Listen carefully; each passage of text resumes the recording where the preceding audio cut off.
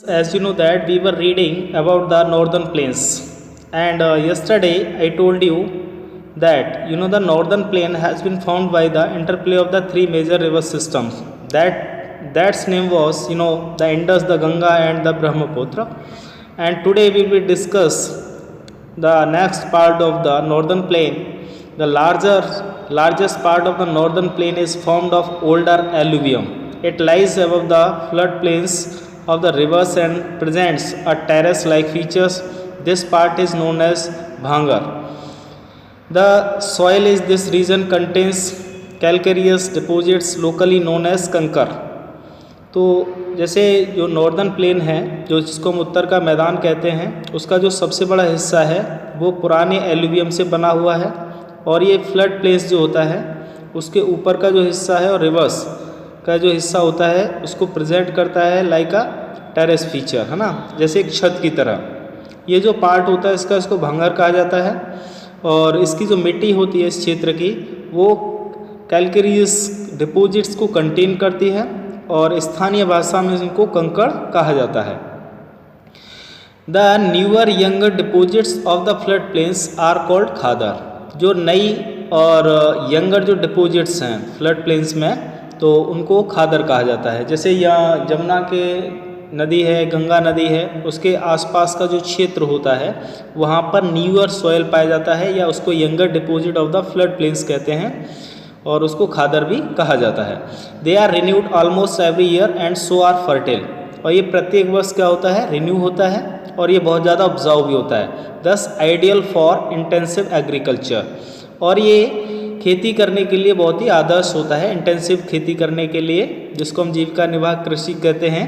तो इस प्रकार की जो खेती की जाती है उसके लिए ये बहुत ही अच्छा और आदर्श स्थिति इसकी होती है। अब हम पेनिनसुलर प्लेट्यू के बारे में पढ़ेंगे। इसको प्रायद्वीपीय पठार कहा जाता है, जो दूसरा फीचर है। तो जो पेनिनसुलर प्लेट्यू है उसकी जो फॉर्मेशन होता है वो कैसा होता है, एक टेबल लैंड की फॉर्म में होता है। कोई भी जो भूमि है, कोई भी जो लैंड का जो पीस होता है उसका जो फॉर्मेशन होता है वो जस्ट लाइक अ टेबल लैंड होता है। जैसे आपने क्लास में टेबल देखा होगा, तो टेबल का जो ऊपर का सतह होता है, नीचे जो देखते हैं बिल्कुल अगर आप देखेंगे तो उसको कुछ जो समतल जो भूमि होती है उससे काफ़ी ऊंचा होता है। इसमें क्रिस्टलाइन होते हैं, इग्नियस और मेटामॉर्फिक रॉक्स जो है उनके कंपोजिशन से ये फॉर्म होता है। और इसके अगर हम देखें तो ये जो है ड्रिफ्टिंग, ब्रेकिंग और गोंडवाना लैंड का जो पार्ट हुआ है उससे भी ये बना है, और it is a part of the old land mass. और ये जो है एक बहुत ही पुराने भूखंड का हिस्सा है, हिस्से से ही जो है निर्मित हुआ है। The plateau has broad and shallow valleys and rounded hills. This plateau consist of two broad divisions, namely the central highlands and the Deccan plateau. जो पठार है उसको हम दो तरीके से डिवाइड कर सकते हैं। एक जो है आपका ब्रॉड और सैलो वैलीज होती हैं, दूसरा राउंडेड हिल्स होते हैं। तो जो प्लेट्यूज होते हैं उनकी दो ब्रॉड डिविजन्स हैं। जो पहला है उसको सेंट्रल हाईलैंड कहा जाता है, और दूसरा जो है उसको डेक्कन प्लेट्यू कहा जाता है। The part of the peninsular plateau lying to the north of the Narmada river. जो पेनिनसुलर जो प्लेट्यू है उसका जो हिस्सा है वो नर्मदा नदी के उत्तर में है। कहाँ पर है, नर्मदा नदी के उत्तर में। Covering a major area of the Malwa plateau, ठीक है। और वो एक बहुत बड़ा जो हिस्सा है मालवा पठार का, उसको भी ये कवर करता है, जिसको क्या कहा जाता है, सेंट्रल हाईलैंड्स कहा जाता है। उसको हम केंद्रीय उच्च भूमि हिंदी में कहते हैं, तो उससे कहा जाता है। The Vindhyan range is bounded by the Satpura range on the south and the Aravallis on the north west. जो विंध्या जो पर्वत है, या जो एक पर्वत श्रृंखला है विंध्यन रेंज, ठीक है, वो सतपुड़ा रेंज से घिरी हुई है साउथ में, और जो है अरावली से घिरी हुई है नॉर्थ वेस्ट में, उत्तर पश्चिम में। The further westward extension gradually merged with the sandy and rocky desert of Rajasthan. और उसका जो वेस्टवर्ड जो एक्सटेंशन है ना, जो पश्चिमी जो विस्तार है वो धीरे धीरे मर्ज होता जा रहा है। किससे, सैंडी और रॉकी डेजर्ट है, कहाँ का, राजस्थान का। जो सैंडी और रॉकी डेजर्ट है राजस्थान का, उससे मर्ज हो रहे। The flow of the rivers draining this region, namely the Chambal, the Sind, the Betwa, the Ken, is from south west to north east. जो नदियाँ हैं जो कि जैसे चंबल है, सिंध है, बेतवा है, केन है, जो कि साउथ वेस्ट से नॉर्थ ईस्ट की तरफ ना ये क्या करती हैं, बहती हैं इस क्षेत्र में। And thus indicating the slope the central highland are wider in the west पर नैरोअर इन द ईस्ट। ये जो इंडिकेट करता है, जैसे हम सेंट्रल हाईलैंड की बात कर रहे हैं तो सेंट्रल हाईलैंड जो है वो वेस्ट में काफ़ी चौड़ा है और पूरब में क्या है, वो काफ़ी संकरा है। The eastward extension of this plateau are locally known as the Bundelkhand and Baghelkhand. जो ईस्टवर्ड यानी कि जो इसका पूर्वी जो भाग है, उसका जो विस्तार है, पूर्वी जो विस्तार है प्लेट्यू का, उसको स्थानीय भाषा में जो है बुंदेलखंड या बघेलखंड कहा जाता है। द छोटा Nagpur plateau marks the further eastward extension. जो छोटा नागपुर का जो पठार है उसका जो पश्चिमी जो पूर्वी विस्तार है, drained by the Damodar river, तो वो उसका जो क्षेत्र है उसको दामोदर नदी के द्वारा सिंचित किया जाता है।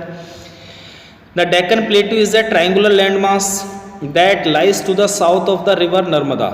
जो दक्कन का जो पठार है उसका जो शेप है वो किस प्रकार का, एक ट्रायंगुलर लैंडमास का शेप है, ठीक है, और वो नर्मदा नदी के कहाँ पर लाई करता है, वो दक्षिण में लाई करता है। The Satpura range flanks its broad base in the north. जो सतपुड़ा जो है, सतपुड़ा की जो पर्वत श्रृंखला है वो नॉर्थ में कैसी है, उसका ब्रेस जो है, उसका जो आधार है वो कैसा है, चौड़ा है। While the Mahadev the Kaimur hills and the Maikal range from its eastern extensions, ठीक है। जबकि जैसे अब महादेव पहाड़ी है, कैमूर पहाड़ी है, या जो मैकाल रेंज है, ठीक है, तो ये सभी क्या है, इनका पूर्वी विस्तार है। Locate these hills and range in the physical map of India. तो आप इसको एक फिजिकल मैप लेकर के इनको रिप्रेजेंट कर सकते हैं। The Deccan plateau is higher in the west and slopes gently eastwards, है ना। दक्कन का जो पठार है वो पश्चिम में कैसा है, वो ऊंचा है, जबकि ईस्टर्न में कैसा है, वो काफ़ी जेंटली स्लोप्स में है ना। उसकी जो स्लोप्स हैं काफ़ी जेंटली हैं। An extension of the plateau is also visible in the north east locally known as the Meghalaya, Karbi, Anglong Plateau and North Kachar Hills. It is separated by a fault from the Chota Nagpur Plateau. Three prominent hill ranges from the west to the east are the Garo, the Khasi and the Jaintia Hills. तो स्थानीय भाषा में अगर हम कहते हैं, जो स्थानीय रूप से मेघालय में इसको कार्बी एलोंग प्लेट्यू कहा जाता है, नॉर्थ कैचर हिल्स भी हैं, ठीक है, और इसको जो है सेपरेट किया गया छोटा नागपुर प्लेट्यू से।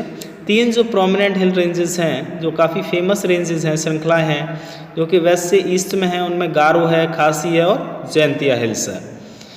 The western Ghat and the eastern Ghat mark the western and the eastern edges of the Deccan plateau respectively. Western Ghats lie parallel to the western coast. They are continuous and can be crossed through passes only. Locate the Thal, Bhor and Pal Ghats in the physical map of India. जो हमारा पश्चिमी घाट है और पूर्वी घाट, ये दो घाट और हैं, ठीक है ना। तो ये जो है वेस्ट में है, जो वेस्टर्न घाट है वो वेस्ट में है, जो ईस्टर्न घाट है वो ईस्ट में है, ठीक है, किसके, डेक्कन प्लेट्यू के, जो दक्कन का जो पठार है। तो जो वेस्टर्न घाट है वो वेस्टर्न कोस्ट के बिल्कुल पैरेलल है, ठीक है, और ये कंटिन्यूसली अगर हम देखें तो पासिस के माध्यम से ही इसको पार किया जा सकता है। तो आप इसको फिजिकल मैप ऑफ इंडिया पे इसको रिप्रेजेंट कर सकते हैं। The western Ghat are higher than the eastern Ghat. जो वेस्टर्न घाट है वो जो है ईस्टर्न घाट से क्या है, ऊंचा है। Their average elevation is 900 to 1600 metre as against 600 metres of the eastern Ghat. तो इसका जो एवरेज एलिवेशन है वो 900 से 1600 मीटर है, जबकि जो हमारा ईस्टर्न घाट है उसका हाइट जो है एवरेज हाइट है वो 600 मीटर है।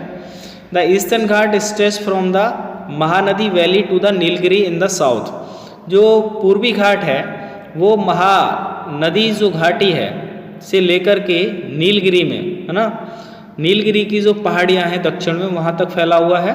The eastern Ghat are discontinuous and irregular and dissected by rivers draining into the Bay of Bengal. The Western Ghat cause orographic rain by the facing the rain bearing most winds to rise along the western slopes of the Ghats. The Western Ghats are known by different local names. The height of the Western Ghats progressively increases from north to south. The highest peaks include the Anaimudi 2695 meters and the Doda Beta and its height around 2637 meters. Mahendragiri and its height 1501 meters is the highest peak in the Eastern Ghat. and Sabro Hills and the Zawadi Hills are located to the southeast of the Eastern Ghats. तो इसमें कुछ हमने घाटियों के बारे में पढ़ा, कुछ हमने हिल्स के बारे में भी पढ़ा है, ठीक है। तो जो ईस्टर्न घाट है वो कैसा है, वो डिसकंटिन्यूअस है, इरेगुलर है, डिसेक्टेड है रिवर्स के, है ना। जो बंगाल की घाटी में जाकर के जो गिरती हैं नदियाँ, उनसे काफ़ी जो है ये डिसकंटिन्यूअस रेंज में, रेगुलर में आता है। और वेस्टर्न घाट जो है वो एक ओरोग्राफिक, जैसे रेन जहाँ पे वर्षा होती है उसको फेस करता है ना, और मॉइस्ट विंड्स होती हैं, है ना, और वेस्टर्न स्लोप हैं इस घाट के अंदर, काफ़ी स्लोप्स हैं। तो जो वेस्टर्न घाट है उसको डिफरेंट लोकल नेम्स के नाम से भी जाना जाता है, इसके अलग अलग जो हैं स्थानीय नाम हैं। तो जो हाइट है वेस्टर्न घाट का वो प्रोग्रेसिवली क्या है, बढ़ता जाता है नॉर्थ से साउथ की तरफ। जब हम उत्तर से दक्षिण की तरफ जाते हैं तो इसका हाइट में काफ़ी वृद्धि होती जाती है। हाईएस्ट जो पीक है अनाईमुडी, किसकी है ये, अनाईमुडी जो है वेस्टर्न घाट में पड़ती है। इसका जो हाइट है वो 2695 मीटर है। दूसरा जो है वो डोडा बेटा है जिसका 2637 मीटर है। महेंद्रगिरी जो है वो सबसे हाईएस्ट पीक किसकी है, ईस्टर्न घाट की है। पूर्वी घाट की सबसे ऊंची जो चोटी है उसको महेंद्रगिरी कहा जाता है। सैब्रो हिल है, जावड़ी हिल है, ये भी जो है स्थित है किसमें, south east of the eastern Ghat, यानी पूर्वी घाट के दक्षिण पूर्व में ये स्थित है। Locate the famous hill stations of Udhagamandalam popularly known as Ooty and the Kodaikanal. ये फेमस जो है हिल स्टेशंस हैं ईस्टर्न घाट के, है ना। One of the distinct features of the peninsular plateau is the black soil area known as Deccan trap. This is of volcanic origin, hence the rock are igneous. Actually these rocks have denuded over time and over responsible for the formation of black soil. The Aravalli Hills lie on the western and the northwest margins of the peninsular plateau. These are highly eroded hills and are found as broken hills. They extend from Gujarat to Delhi in a southwest northeast direction. एक जो सबसे special जो feature है peninsular प्लेटू का वो क्या है कि यहाँ पर ब्लैक सॉइल एरियाज़ हैं, है ना। इसको डेक्कन कहा जाता है ना, डेक्कन ट्रैप कहा जाता है। और ये जो है एक वोकेनिक ओरिजिन भी है, यहाँ पर काफ़ी जो है ना ज्वालामुखी जो उद्गम भी हैं, और जो रॉक्स हैं वो इग्नियस रॉक्स यहाँ पर होती हैं। वास्तविकता में जो रॉक्स हैं वो काफ़ी डेन्यूडेड होती हैं ओवर टाइम में और रेस्पॉन्सिबल होती हैं फॉर्मेशन ऑफ ब्लैक सॉइल, यानी ब्लैक सॉइल बनाने के लिए काफ़ी वो जिम्मेदार हैं, उनके कारण ही ब्लैक सॉइल का निर्माण भी होता है। अरावली जो हिल्स है जो कि वेस्टर्न यानी पश्चिमी और नॉर्थ वेस्टर्न में जो है वो लाई करती है पेनिनसुलर प्लेटू के, ये काफ़ी हाईली इरोडेड हिल्स हैं जो कि पाई जाती हैं, ब्रोकन हिल्स के रूप में भी पाई जाती हैं। और ये जो फैली हुई है गुजरात से लेकर दिल्ली तक, और ये साउथ वेस्ट और नॉर्थ ईस्ट डायरेक्शन में पड़ती हैं।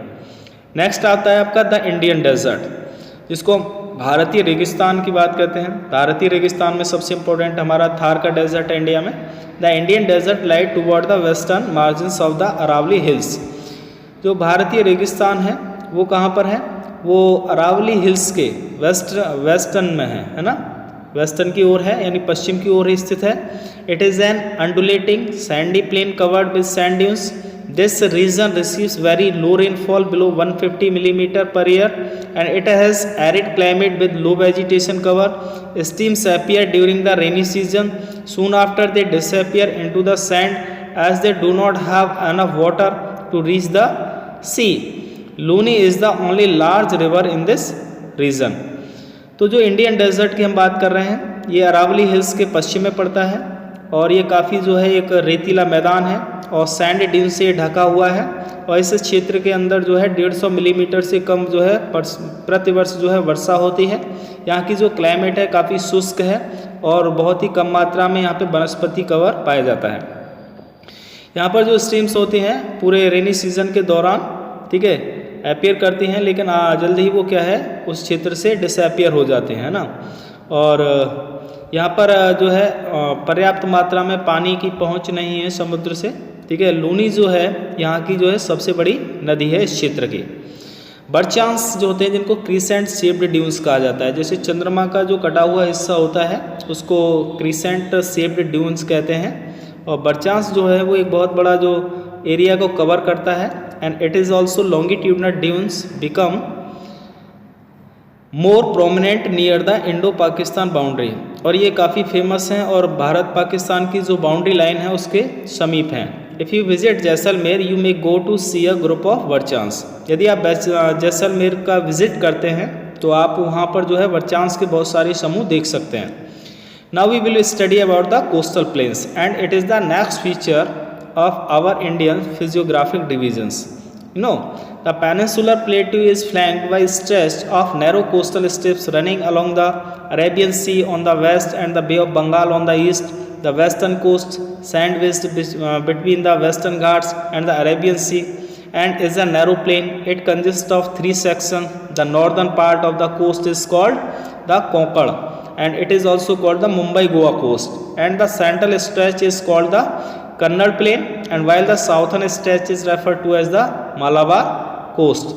So these all are the features, and tomorrow I will also explain you the next features. Okay.